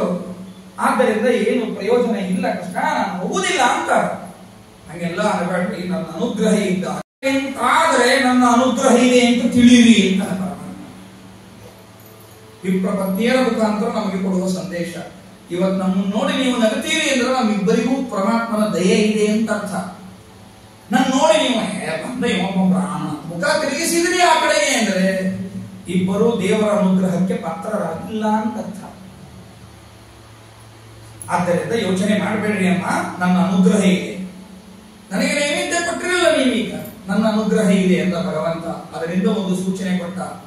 ಪ್ರತಿನಿತ್ಯ ದೇವರಿಗೆ ನೈವೇದ್ಯವನ್ನ ಮಾಡಿದರೆ ಗಂಡ ಹೆಂಡತಿಯರಲ್ಲಿ ಒಳ್ಳೆ ಪ್ರೀತಿ ಇರುತ್ತದೆ. ಇವತ್ತು ಕಥೆ ಕೇಳಿದ್ದಕ್ಕೂ ಇಲ್ಲೂ ಅದೇ ಕಥೆ ಬರೋದಕ್ಕೂ ಅಲ್ಲ, ಅವರ ಸಾಧನೆಯನ್ನ ಕೇಳಿದ್ದಕ್ಕೂ ಇವತ್ತು ಅದೇ ಕಥೆ ಬರೋದಕ್ಕೂ ಅದನ್ನೂ ದೇವರ ಹೆಂಗ ಸಂಗತಿ ಪುರುಷ. ನಿನ್ನೆ ಸ್ವಲ್ಪ ತಡವಾಗಿ ಶುರುವಾಗಿದ್ದು ನಿನ್ನೆ ಬರಬೇಕಾದ ಕಥೆ ಇವತ್ತು ಬರಬೇಕಾಕೆ, ಇವತ್ತೇ ಹೇಳಬೇಕಾಕೆ? ಪ್ರತಿನಿತ್ಯ ಮನೆಯಲ್ಲಿ ದೇವರ ನೈವೇದ್ಯ ಮಾಡಿ ಊಟ ಮಾಡಿದರೆ, ವಿಷ್ಣು ಸಹಸ್ರನಾಮದ ಈ ಮಂತ್ರವನ್ನ ಹೇಳಿದರೆ, ಪ್ರಿಯಕೃತ್ ಪ್ರೀತಿ ವರ್ಧನಾಯ ನಮಃ ಅಂತ ಹೇಳಿದರೆ ಖಂಡಿತವಾಗಿಯೂ ಗಂಡ ಹೆಂಡತಿಯರಲ್ಲಿ ಪ್ರೀತಿ ಉಳಿಯುತ್ತದೆ. ಬೆಂಗಳೂರಿನಲ್ಲಿ ಒಂದು ನಡೆದ ಘಟನೆಯನ್ನು ಹೇಳ್ತೀನಿ. ಅವಾಗ ನಾನು ಬಹಳ ಬೆಂಗಳೂರಿಗೆ ಉಪನ್ಯಾಸಕ್ಕೆ ಅಂತ ಹೋಗ್ತಿದ್ದೆ. ಸಣ್ಣವನಿರುವಾಗ ಉಪನ್ಯಾಸದ ಪ್ರಾರಂಭದ ಅವಧಿಯಲ್ಲಿ ಬಹಳ ಹೋಗ್ತಿದ್ದೆ ಬೆಂಗಳೂರಿಗೆ. ಹೋದಾಗ ಉತ್ತರಾಖಂಡದಲ್ಲೇ ಇಳ್ಕೊಂಡ. ಅಲ್ಲೇ ಏನಾಗಿತ್ತು ಅಂದ್ರೆ, ಒಬ್ಬ ಹುಡುಗ ಬಂದು ಸ್ವಾಮಿಗಳಲ್ಲಿ ಮಂತ್ರಾಕ್ಷತೆಯನ್ನ ಇಸ್ಕೊಂಡ. ಸ್ವಾಮಿ, ನನ್ನ ಹೆಂಡತಿ ಡೈವರ್ಸ್ ಬೇಕು ಅಂದಿದ್ದಕ್ಕಳ, ಅದಕ್ಕೆ ದಯವಿಟ್ಟು ನನಗೆ ಕೊಡ್ಲಿಕ್ಕೆ ಮನಸ್ಸು ಇಲ್ಲ, ತಾವು ಅನುಗ್ರಹ ಮಾಡಬೇಕು. ನಮ್ಮ ಪರಮ ಪೂಜ್ಯ ಶ್ರೀ ಸತ್ಯಾತ್ಮಕ ಶ್ರೀಪಾದಂಗಳವರು ಏನ್ ಮಂತ್ರ ಬರ್ತಾವೋ ಅಂತ ಕೇಳಿ, ಏನು ಬರುವುದು ಸ್ವಾಮಿ ಅಂತ ಹೇಳಿ, ವಿಷ್ಣು ಸಹಸ್ರನಾಮ ಬರ್ತ ಸ್ವಾಮಿ, ಸರಿ ಪ್ರೀತಿ ವರ್ಧನಾಯ ನಮಃ ಅಂತ ನಿನಗೆ ಅಕ್ಷರ ಆಗ್ತದೆ, ಅಕ್ಷರ ಅನ್ನು ಅಂತ ಹೇಳಿ ಮಂತ್ರಾಕ್ಷತೆ ಕೊಟ್ಟರು. ಕೋರ್ಟಿಗೆ ಹೋಗೋ ಮುಂದೆ ಈ ಮಂತ್ರಾಕ್ಷತೆ ಹಾಕೊಂಡು ಹೋಗು ಅಂತ ಹೇಳಿ ಸರಿ ಅಂದ. ಎಷ್ಟು ಮಾಡ್ಬೇಕ್ರಿ ಅಂದ. ನೀವು ಮಾಡ್ಕೊತ ಹೋಗು ಅಂತ ಹೇಳಿದ್ರು. ಇಷ್ಟು ಅಂತ ಏನು ಹೇಳಿಲ್ಲ, ಮಾಡ್ಕೊತ ಹೋಗು ಅಂತ ಹೇಳಿದ್ರು. ನಾನೇ ಇದ್ದೆ. ಅವ ಮುಂದೆ ಸ್ವಲ್ಪ ದಿನಗಳಿಗೆ ನಾ ಬಂದ್ಬಿಟ್ಟೆ. ನಮ್ದು ಉಪನ್ಯಾಸ ಮುಗಿಸಿದ್ದೆ, ಹೊರಡಕ್ಕೆ ಬರೋಂಗ್ ಬಂದೆ. ಆಮೇಲೆ ಮತ್ತೊಂದು 5-6 ತಿಂಗಳು ಬಿಟ್ಟು ಹೋಗಿದ್ದೆ ಬೆಂಗಳೂರಿಗೆ. ಹೋದಾಗ ಮತ್ತೆ ಆ ಬ್ರಾಹ್ಮಣ ಸಿಕ್ತ. ನಾನು ನೋಡಿದ್ದೆಲ್ಲ ಅವಾಗ ಕೇಳಿದೆ, ಅಲ್ಲ ನೀವೇನೋ ಸ್ವಾಮಿಗಳ ಕಡೆಗೆ ಮಂತ್ರಾಕ್ಷತೆ ಕೇಳಿದ್ರಿ, ನಿಮ್ಮ ಡೈವರ್ಸ್ ಅಂತೂ ಏನಾದ್ರು ಕೇಳಿದೆ. ಆಚಾರ ನೀವಿದ್ರೇನ್ರಿ? ಹೇಳ್ತೇನೆ ಕೇಳಿ, ನಮ್ಮ ಸ್ವಾಮಿಗಳ ಮಹಿಮಾ ಹೇಳ್ತೇನ್ರಿ ಎಂದು ಸಂತೋಷದಿಂದ ಅವ ಹೇಳಿದ. ನನಗೆ ಏನೂ ಬರುವುದ್ರಿ, ಪ್ರೀತಿ ವರ್ಧನಾಯ ಮಹಾ ಪ್ರೀತಿ ವರ್ಧನಾಯ ಮಹಾ ಇಷ್ಟೇ ನಾನು ಅನ್ಕೋತ ಇದ್ದೆ. ಅವತ್ತು ಯಾವತ್ತು ಕೋರ್ಟಿಗೆ ಹೋಗಬೇಕು, ಅವತ್ತು ಹೋಗೋ ಮುಂದೆ ಸ್ವಾಮಿಗಳು ಕೊಟ್ಟ ಮಂತ್ರಾಕ್ಷತೆ ಹಾಕೊಂಡು ಹೋದೆ. ಕೋರ್ಟ್ ಕಟ್ಟಿವರೆಗೂ ಬಂದೀವಿ. ನನ್ನ ಹೆಂಡತಿ ಮನಸ್ಸಿಗೆ ಬದಲಾವಣೆ ಆತ ಏನೋ ಗೊತ್ತಿಲ್ಲ, ಬೇಡ ನಾ ಡೈವರ್ಸ್ ಅಲ್ಲ, ಇವ್ನು ಕೂಡ ಜೀವನ ಮಾಡ್ತೀನಿ ಇದು ಬಂದ್ರಿ ಅಂತ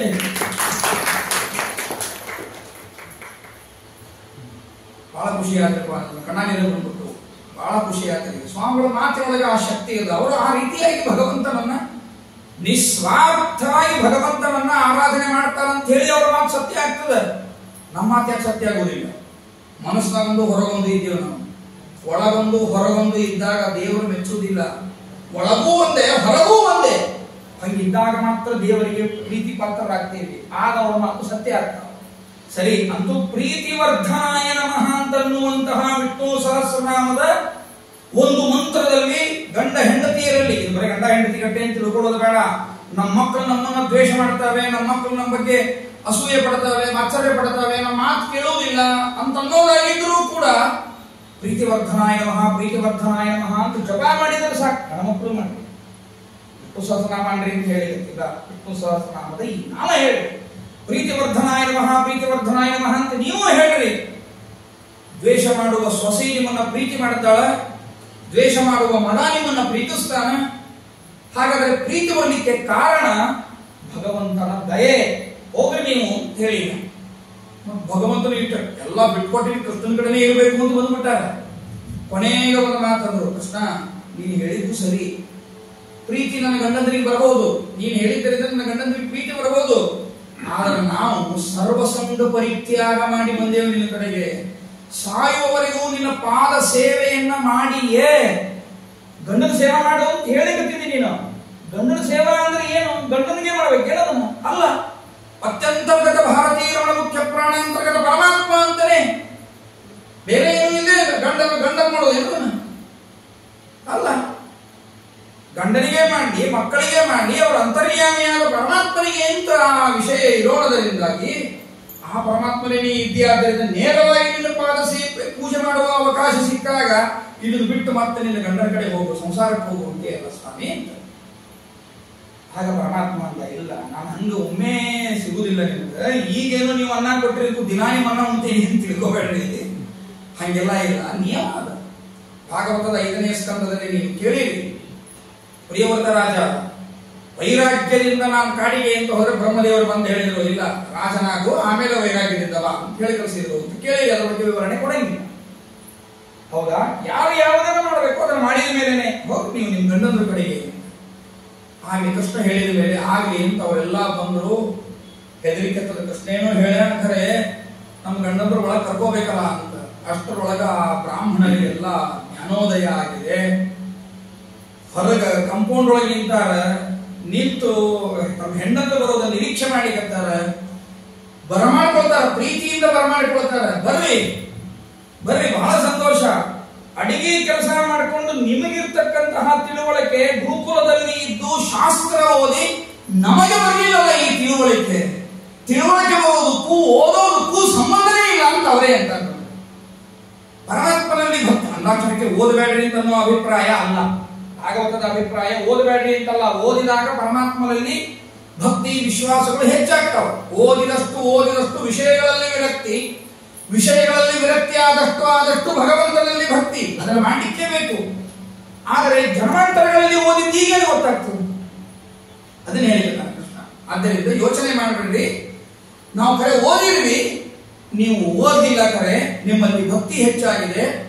ಇಂತಹ ಹೆಂಡತಿ ಸಂತತಿ ಸಾವಿರವಾಗಲಿ ಅಂತ ಪುರಂದರದಾಸರು ಏನ್ ಹೇಳಿದ್ರಲ್ಲ, ಆದದ್ದೆಲ್ಲ ಒಳಿತೇ ಆಯಿತು ಅಂತ ಹಾಗೆ ಹೇಳಿದಂತೆ ಎಲ್ಲರೂ ಕೂಡ ಒಳಗೆ ಕರೆದುಕೊಳ್ತಾರೆ.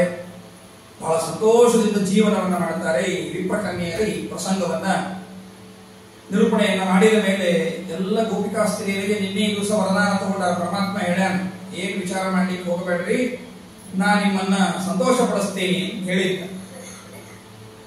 ಶರದ್ ಋತು ಆ ಸಂದರ್ಭದಲ್ಲಿ ರಾಸೋತ್ಸವದಲ್ಲಿ ನಿಮಗೆ ನಾನು ಆನಂದವನ್ನು ಕೊಡ್ತೇನೆ ಅಂತ ಹೇಳಿದ್ದ. ರಾಸೋತ್ಸವ ಪ್ರಾರಂಭ ಆಯಿತು. ಎಷ್ಟು ಚೆನ್ನಾಗಿತ್ತು ಅಂದ್ರೆ ಶ್ರೀಕೃಷ್ಣ ಪರಮಾತ್ಮ ಎಲ್ಲ ಗೋಪಿಕಾಸ್ತ್ರೀಯರು ಕೃಷ್ಣನನ್ನೇ ಮದುವೆ ಆಗ್ಬೇಕು ಅಂತ ಪಾಪ ಕತ್ತೆಯಲ್ಲಿ ವ್ರತವನ್ನ ಮಾಡಿದ್ರಲ್ಲ, ಎಲ್ಲರೂ ಬಂದಾರ. ಪರಮಾತ್ಮ ವೇಣುಗಾನವನ್ನ ಪ್ರಾರಂಭ ಮಾಡಿದ. ಕೃಷ್ಣನಿಗೆ ಸೋತಾರ, ಆ ವೇಣುಗಾನಕ್ಕಂತೂ ಇನ್ನೂ ಸೋತಾರ. ಹೀಗಾಗಿ ಕೃಷ್ಣನ ಕಡೆಗೆ ತನ್ಮಯರಾಗಿ ನಿಂತುಕೊಂಡಾರ. ಕೃಷ್ಣ ಉತ್ತಾ ಒಬ್ಬ ಗೋಪಿಕಾಸ್ತ್ರೀ ಕಡೆಗೆ ಬಂದಾರ. ಸಾವಿರಾರು ಜನ ಗೋಪಿಕಾಸ್ತ್ರೀಯರು. ಕೃಷ್ಣನ್ ದೇವರಿಗೆ ಹಣೆ ಬರ ವಿಚಾರ ಮಾಡಿ ನೋಡೋಣ. ಸಾವಿರಾರು ಕನ್ಯೆಯರು ಕೃಷ್ಣನ ಕಡೆಗೆ ಬಂದಾಗ ಕೃಷ್ಣ ಏನ್ ಮಾಡಬೇಕು ಈಗ ನೋಡಿ. ಇದು ರಾಸೋತ್ಸವ. ಶ್ರೀಕೃಷ್ಣ ಪರಮಾತ್ಮ ಒಬ್ಬನೇ ಒಂದೇ ಗೋಪಿಕಾಸ್ತ್ರೀ ಕಡೆಗೆ ಬಂದ. ಆಗ ಒಬ್ಬ ಗೋಪಿಕಾಸ್ತ್ರೀ ಅವಳನ್ನ ಕೆಟ್ಟಗಲ್ಲಿ ನೋಡಿದಂತೆ. ಏನ್ ದೊಡ್ಡ ಸ್ವಾಕ್ತಿಗೆ ನೋಡಿ ಹೆಂಗ ಕೃಷ್ಣ ಹೋಗ್ಯಾನ ಅಂತ ಸ್ವಲ್ಪ ಹಂಗಾಗ್ತಾವ. ಚಂದನ ಸೀರೆ ಉಟ್ಕೊಂಡು ಬಂದ್ರೆ ಹಿಂಗ ಬಾಯಿಗೆ ಅಲ್ಲಿ ಬಂದ್ರು ಮನಸ್ಸೊಳಗ ಆದ್ರೂ ಹಂಗ ಮೂಡಿರ್ತದೆ. ಏನ್ ದೊಡ್ಡ ನೋಡಿದ್ರೆ ಹೆಂಗೆ ಹಿಂಗೇನೋ ಒಬ್ಬಕ್ಕೆ ನೋಡಿದ್ರು ಅಂದ್ರೆ ಅಸೂಯಾದಿಂದ ಒಬ್ಬಕ್ಕೆ ನೋಡಿದ್ರು. ಇನ್ನೊಬ್ಬಕ್ಕೆ ನೋಡ್ತಾಳ, ಏನ್ ಅದೃಷ್ಟವಂತಳಿಕಿ, ಈಗದ ಈ ಭಾಗ್ಯ ನನಗಿಲ್ಲಲ್ಲ ಅಂತ ಒಬ್ಬಕ್ಕೆ ನೋಡಿದ್ಲಂತ. ಇನ್ನೊಬ್ಬಕ್ಕೆ ಹೆಂಗಾದ್ರೂ ಮಾಡಿ ಆಕಿನ ಸರಿಸಿ ನಾಯಾಕ ಆ ಜಗತ್ತು ಬರಬಾರದು ಅಂತ ಯೋಚನೆ ಮಾಡಿದ್ಲಂತ. ಕೃಷ್ಣ ಇದನ್ನೆಲ್ಲ ಗಮನಿಸಿದ. ಓ ಇವ್ರ ಭಾವನೆಗಳು ಹಿಂಗ್ ಬರ್ಬೇಕಂತಾವ ಅಂತ ಕೂಡಲೇ ಏನ್ ಮಾಡಿದ, ಎಷ್ಟು ಗೋಪಿಕಾಸ್ತ್ರೀಯರು ಬಂದಿದ್ರು ಅಷ್ಟು ರೂಪಗಳನ್ನ ತಾಳಿ ಅವ್ರ ಕಡೆಗೆ ಹೋದ. ಎಲ್ಲರಿಗೂ ಏನಾಗ್ಬಿಡ್ತು ಅಂದ್ರೆ ಕೃಷ್ಣ ನನಗೆ ಹೋದಾನ ಕೃಷ್ಣನನ್ನೇ ನೋಡ್ಲಿಕ್ಕೂ ಮಿಕ್ಕವ್ರು ಯಾರು ನೋಡೇ ಇಲ್ಲ. ಒಟ್ಟರು ಕೃಷ್ಣನ ಪರವಾಗಿ ಇದ್ದಿದ್ದರಿಂದ ಕೃಷ್ಣ ನಮ್ಮ ವಶಕ್ಕೂ ಬಂದ ಅಂತ ತಿಳ್ಕೊಂಡ್ಬಿಟ್ರು ಎಲ್ಲಾರು.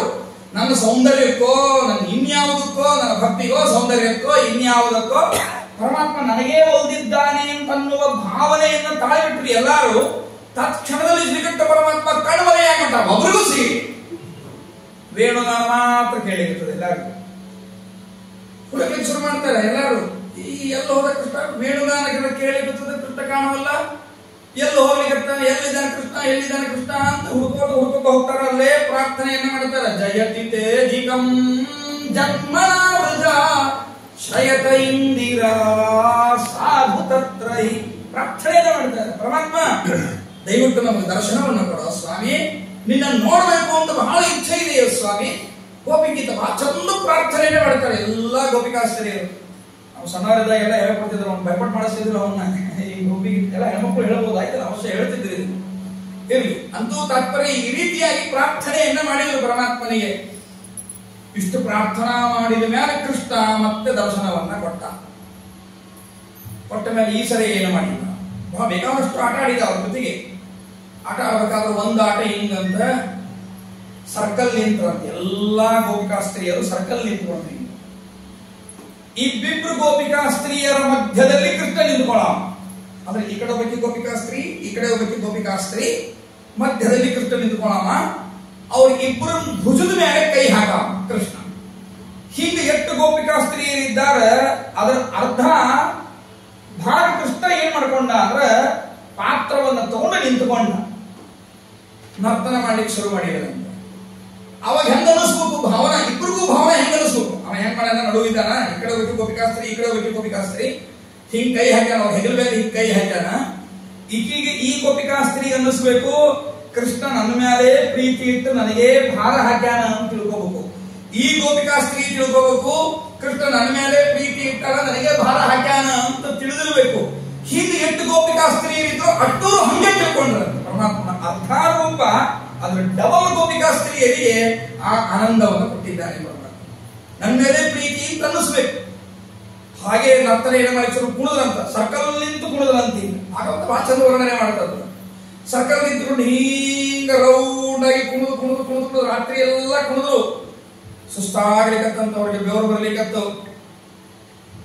ಆದ್ರೆ ಬೆವರು ಬಂದಾಗ ಆ ದುರ್ವಾಸನೆ ಬರಬಾರದು ಅಂತ ಹೇಳಿ ಎಲ್ಲಾ ಗೋಪಿಕಾಸ್ತ್ರೀಯರು ಚಂದನವನ್ನ ಹಚ್ಕೊಂಡು ಬಂದಿದ್ರಂತೆ. ತಾವು ಇನ್ನೂ ಚಂದ ಕಾಣಬೇಕು. ಹತ್ರ ಬಂದಾಗ ಆಸ್ತಿ ತಿನ್ಸಂತಂದ್ರ ಅದೇನೋ ಒಂದು ಟಿವಿಯಾಗಿ ನೋಡ್ತಿದ್ದೇನೆ ಅಡ್ವರ್ಟೈಸ್ಮೆಂಟ್, ಈಗ ಗೊತ್ತದೇನೋ ಗೊತ್ತಿಲ್ಲ, ಭಾಳ ಎಂದು ಗೊತ್ತಿತ್ತು. ಕನ್ಯಾ ನೋಡ್ಲಿಕ್ಕಂತ ಏನೋ ಹೋಗಿದ್ದು.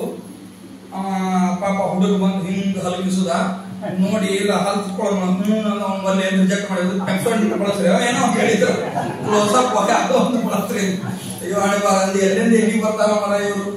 ಅಗ್ದಿ ಚರ್ತಾಗಿ ಹೊಡಿ ಉಟ್ಕೊಳ್ಳೋದು ಹೊತ್ಕೊಳ್ಳೋದು ಬೇಕಾದಷ್ಟು ಹಾಕೊಂಡ. ಮತ್ತು ಸ್ಕಂದ ಭಾಗಕ್ಕೆ ಮಲಗಿ ಹೂ ಕಟ್ಕೊಂಡ, ಅಂದ್ರೆ ಡಿಯೋಡ್ರೆಂಟ್ ಹಾಕೊಂಡ. ಅದು ನೋಡ್ರಿ ಸ್ಕಂದ ಭಾಗಕ್ಕೆ ಮಲಗಿ ಹೂ ಹಾಕೊಂಡ ಅಂತಾರ. ಮಲಗಿ ಹೂ ಯಾಕೆ ಹಾಕೊಂಡಪ್ಪ ಸ್ಕಂದ ಭಾಗಕ್ಕೆ ಹೌದು ಡಿಯೋಡ್ರೆಂಟ್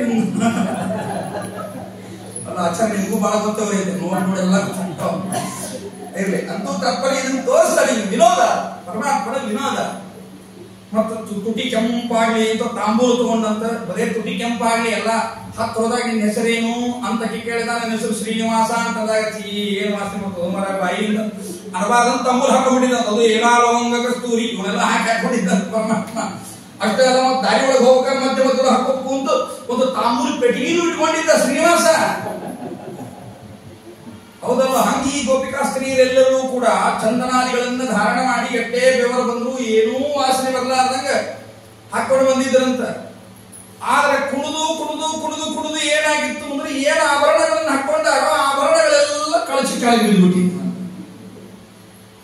ಆಭರಣಗಳು ಕೆಳಗೆ ಬಿದ್ದಾವ ಅನ್ನೋ ಅರಿವೂ ಇಲ್ಲ. ಶ್ರೀಯುಕ್ತ ಪರಮಾತ್ಮ ನನ್ನ ಜೊತೆಗೆ ಇದ್ದಾನ ಅನ್ನುವ ಆನಂದದೊಳಗೆ ನಾವು ಉಪನ್ಯಾಸ ಹೇಳ್ತಿರ್ತೇನೆ. ನೀವು ಕೊಟ್ಟದ್ದು 500 ರೂಪಾಯಿಗೆ ಏನಾರ ತಳ ಬಿದ್ದಿದ್ರೆ ಇನ್ನೊಂದು ಉಪನ್ಯಾಸ ಹೇಳ್ತಿರ್ತೇನೆ.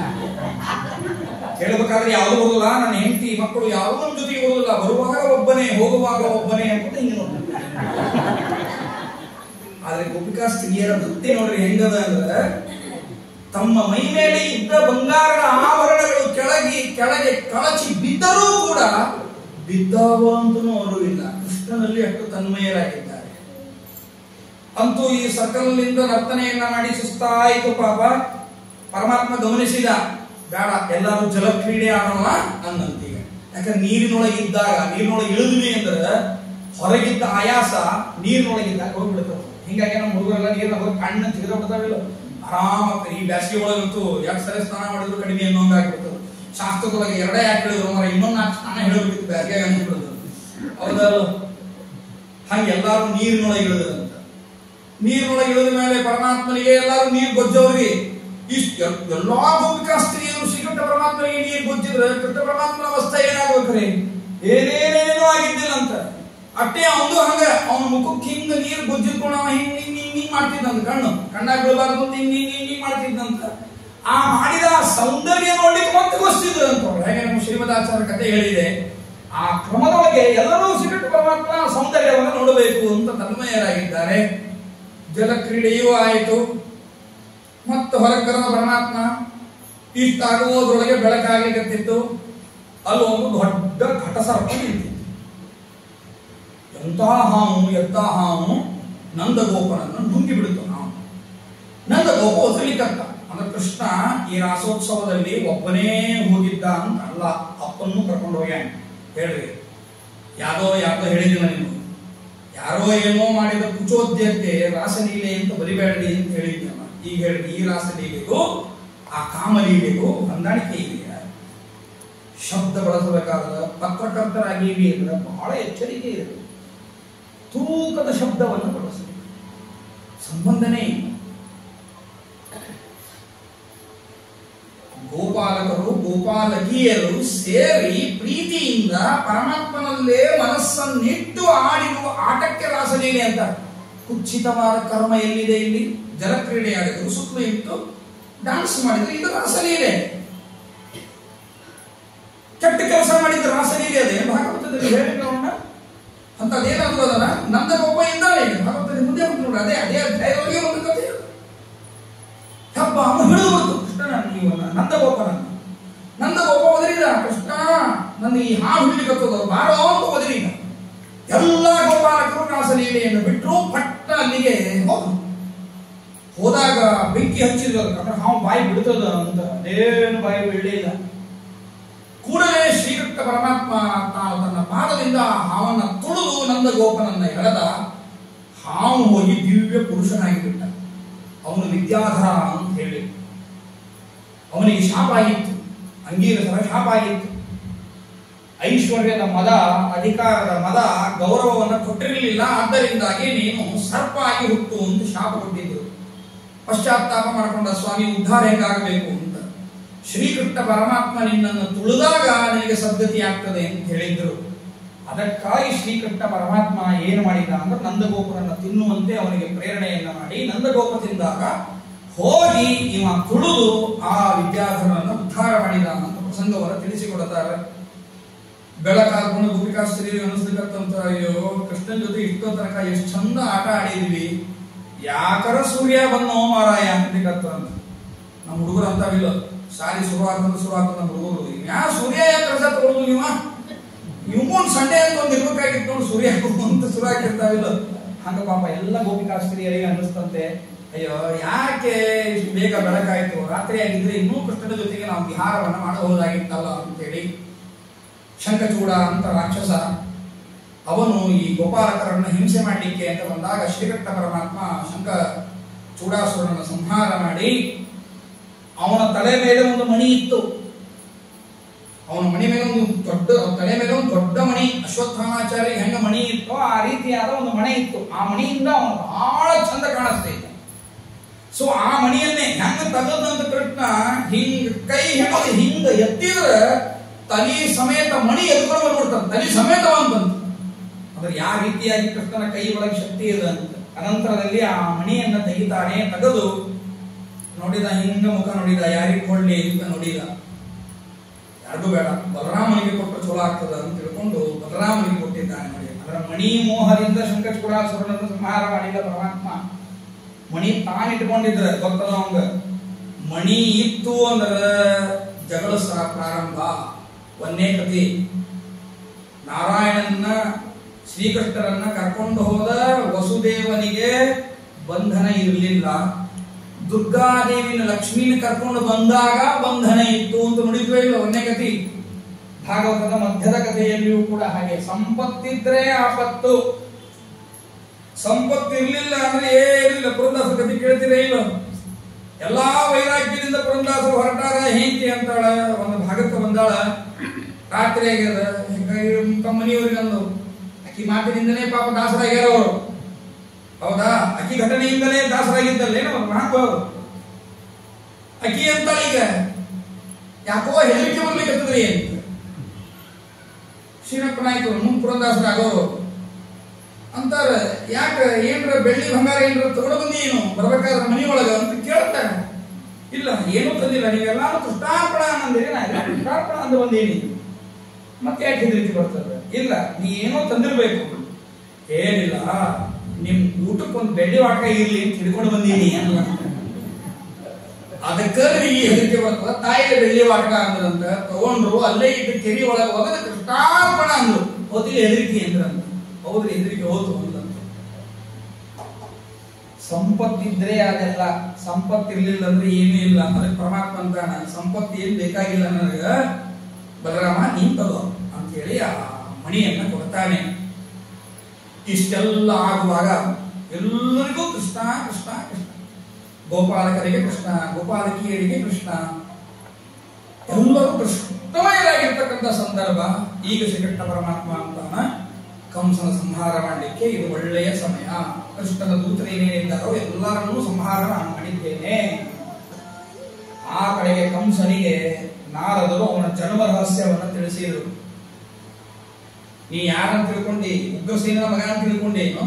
ಕಂಸ, ನೀನ್ ದೇವತೆಗಳೆಲ್ಲ ನಾಟಕ ಮಾಡಿರ್ತಾರೆ. ವಸುದೇವ ದೇವಕಿ ದೇವತೆಗಳು, ವಸುದೇವನಿಗೆ ಹುಟ್ಟಿದ ಮಗ ನಿನ್ ಗೊತ್ತಾಗಲಾರ್ದಂಗ ಹೋಗಿ ವಸುದೇವ ಅಲ್ಲಿಟ್ಟು ಬಂದಾನ. ಅಲ್ಲಿದ್ದು ದುರ್ಗಾದೇವಿನ ಕರ್ಕೊಂಡು ಬಂದಾನ. ನೀನು ಅದ 8ನೇ ಗರ್ಭ ಅಂತ ತಿಳ್ಕೊಂಡು ಮತ್ತೆ ಬಂಧನ ಬಿಡಿಸಿದಿ. ಅಲ್ಲ, ಆ ಕೃಷ್ಣನೇ ಅಲ್ಲಿದ್ದಾನ, ಏನಾಗ್ತದ ಅಂತ ಗೊತ್ತಾಗಿಲ್ಲ, ಈ ಸ್ವಲ್ಪ ಹುಚ್ಚಿದ್ದಿ ಎಂದು ಬೈದ್ರು.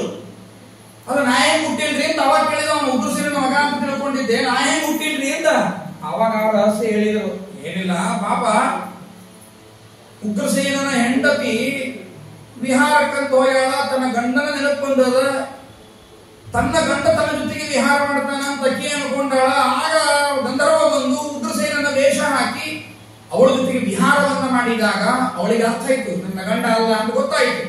ಕೂಡಲೇ ತನ್ನ ತಾನೇ ಶಾಪ ಪಡ್ಕೊಂಡು ಒಬ್ಬ ಅಸುರ ಹುಟ್ಟಿ ನನ್ನಿಂದ ಅಂತ ಅನ್ಕೊಂಡು ಆಗ ಹುಟ್ಟಿದವನು ನೀನು ಉಗ್ರಸೇನನ ಮಗ ಅಲ್ಲ ಅಂತ ಮತ್ತೆಲ್ಲ ಉಗ್ರಸೇನನ್ನ ಬಂಧನಕ್ಕೆ ಹಾಕಿಬಿಟ್ಟ. ಅಪ್ಪನನ್ನೇ ಬಂಧನಕ್ಕೆ ಹಾಕಿದ. ಹಾಗಾದ್ರೆ ಈಗ ಏನ್ ಮಾಡಬೇಕು ಅಂತ ಯೋಚನೆಯನ್ನ ಮಾಡಿ, ಇನ್ನು ಶತ್ರುಗಳನ್ನ ಅಂದ್ರೆ ಈ ರಾಕ್ಷಸರನ್ನ ಕಳಿಸಿದ್ರೆ ಪ್ರಯೋಜನ ಆಗುದಿಲ್ಲ, ಕೃಷ್ಣ ಕೊಂದೇ ಹೇಳಿಬಿಡುತ್ತಾನೆ. ಅದಕ್ಕೆ ಬೇಡ, ಭಗವದ್ ಭಕ್ತನಾದ ಅಕ್ರೂರನನ್ನ ಕಳಿಸೋಣ ಯೋಚನೆಯನ್ನ ಮಾಡಿದ. ಅಕ್ರೂರನಿಗೆ ಹೇಳ್ತಾನ, ಹೋಗ್ಬೇಕು, ನೀನು ಕೃಷ್ಣನನ್ನ ಕರ್ಕೊಂಡು ಬರಬೇಕು. ಏನ್ ನಿಯಮ ಹೇಳಿ ಅಂತ. ಅವಾಗ ಆನಂದ ಆಗಿರ್ತದೆ ಅಕ್ರೂರನಿಗೆ. ಕೃಷ್ಣನ್ ನೋಡ್ತಿಲ್ಲ ಅಂತ ಆನಂದ ಅವನಿಗೆ. ಏನಂತ ಹೇಳಿ, ಧನುರ್ ಹಬ್ಬ ಅಂತ ಹೇಳು ಅಂದ. ಆಗ್ಲಿ ಅಂತ ಸಂತೋಷದಿಂದ ಅಕ್ರೂರ ಬಂದಿದ್ದಾನೆ. ಅಕ್ರೂರ ಬಂದ ಮೇಲೆ ಇಲ್ಲೇನು ವಾತಾವರಣ ಆಯಿತು, ಅಲ್ಲೇ ಕಂಸನ ಸಂಹಾರವನ್ನ ಪರಮಾತ್ಮ ಹೇಗೆ ಮಾಡ್ತಾನೆ, ಅದೆಲ್ಲ ಸ್ವಾರಸ್ಯಕರವಾದ ಘಟನೆಯನ್ನ ನಾಳೆ ದಿವಸ ಮಂಗಲದಲ್ಲಿ ತಿಳಿಯುವಂತಹ ಪ್ರಯತ್ನವನ್ನು ಮಾಡೋಣ. ಇದೀಗ ಅನೌನ್ಸ್ ಮಾಡಿದಂತೆ ನಾಳೆಯ ಸಮಯ 5:45. 6:45 ಮಂಗಲವನ್ನ ನಾವು ಮಾಡೋಣ.